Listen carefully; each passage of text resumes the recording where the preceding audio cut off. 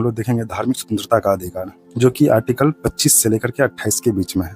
सबसे पहले आर्टिकल 25 को देखते हैं। इसके तहत है अंतःकरण की स्वतंत्रता और फ्रीडम ऑफ कॉन्शियंस इसको बोलते हैं, यानी कि कोई भी व्यक्ति किसी भी धर्म को चुन सकता है और ये निर्णय भी ले सकता है कि वह किस धर्म का पालन करेगा या नहीं करेगा।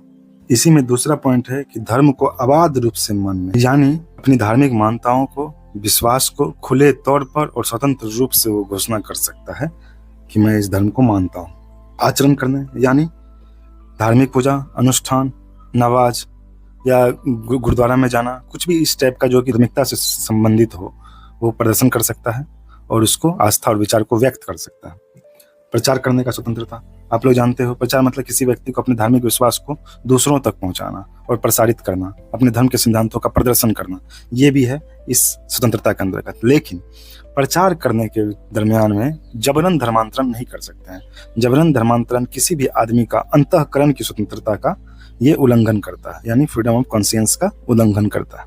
हालांकि आर्टिकल 25 में 2 स्पष्टीकरण दिया गया है। ये स्पष्टीकरण क्या है, जो सिख लोग जो हैं वो कृपाण जो धारण करते हैं, वो चाकू जो होता है बड़ा वाला, उसको लेकर के चलना सिख धर्म को मानने का अंग समझा जाता है, उसको हथियार के रूप में नहीं समझा जाता है। और दूसरा पॉइंट है कि हिंदू, अगर हिंदू धर्म का यूज होता है तो हिंदू में सिख, जैन और बौद्ध तीनों शामिल होते हैं। अब आते हैं आर्टिकल 26 पे। जैसे आर्टिकल 25 जो था वो किसी व्यक्ति को धार्मिक अधिकार देता है, और आर्टिकल 26 जो है उसके समूह को, यानी धार्मिक संप्रदाय को एक अधिकार देता है, एक वर्ग को अधिकार देता है कि वो अपने धर्म के लिए जो संस्था है उसका स्थापना और रख रखाव कैसे करेगा, उसका प्रबंधन कैसे करेगा। तो आर्टिकल 26 में जो संप्रदाय है, धार्मिक संप्रदाय, उसके ऊपर लोक व्यवस्था, नैतिकता और स्वास्थ्य के आधार पर प्रतिबंध लगाया जा सकता है। अनुच्छेद 27 में ये किसी भी धर्म के प्रचार के लिए कराधान से मुक्ति कराता है। इसका मतलब किसी धार्मिक संप्रदाय का वृद्धि या उसके वित्त पोषण के लिए किसी को कर लगाने के लिए बाध्य नहीं किया जा सकता, कर देने के लिए किसी को बाध्य नहीं किया जा सकता है।